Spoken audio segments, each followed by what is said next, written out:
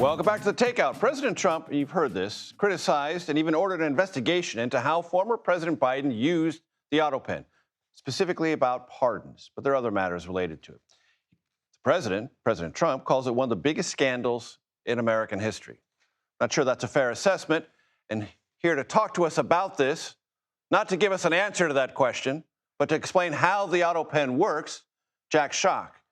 He had the authority to wield the autopen for about a year during President Clinton's administration.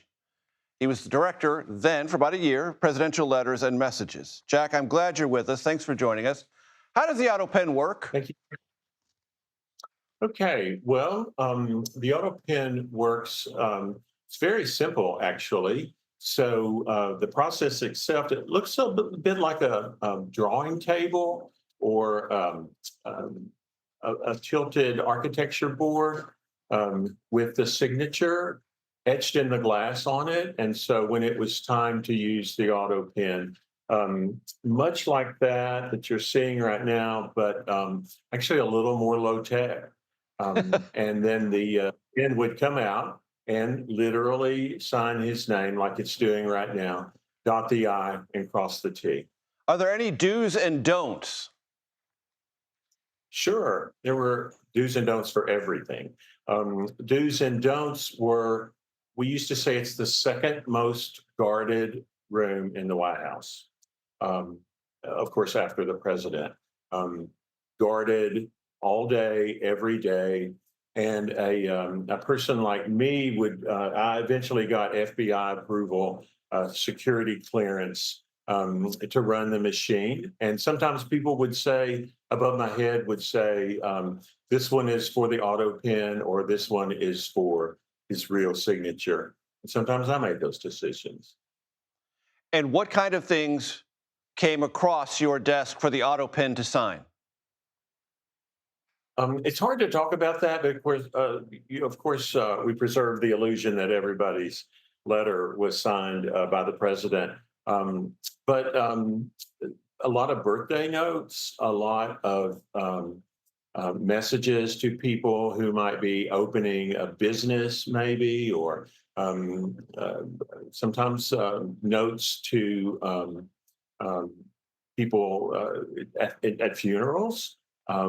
It was really dependent on what was going on that day and who needed a response to a letter that we had received. We used to say, does President Clinton read all of his mail, every letter?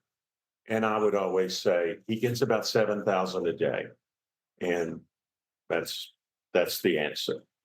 You needed authorization for each use, correct? Yes, but I also had that authorization. But sometimes somebody above my head would say, this one is okay for the pen, or make sure the president sees this one. So there was never a formula or never any sort of attempt to standardize it.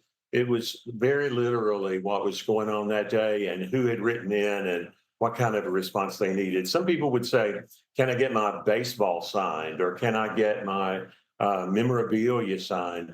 That was a don't, because very literally we couldn't get it on the machine. Right. And this is out of your lane, but the courts have upheld the use of autopen to sign legislation. It can be used at the president's discretion, correct?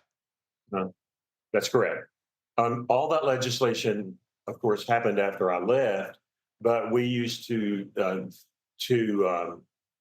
illustrate the power of the pen. We would say it can do anything from sign checks to declare war.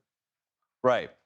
And did the authorization come through the president, the chief of staff, or someone a little bit lower that on the food chain? If you're talking about daily, I had the authority to do that. The last word was with me. People would say, oh, I need this birthday note to go to fill in the blank. And then I would authorize the use of the pen. When I was hired, then I went through, of course, a secure, very rigid security check, rather, and before I moved up to being able to authorize the pen. And the interesting fact about it is my signature had to go on file with the FBI. So somewhere in all of that is a JRS. Jack Schock with the do's and don'ts of the presidential auto pen. I appreciate your time, sir. Thank you. It's a pleasure.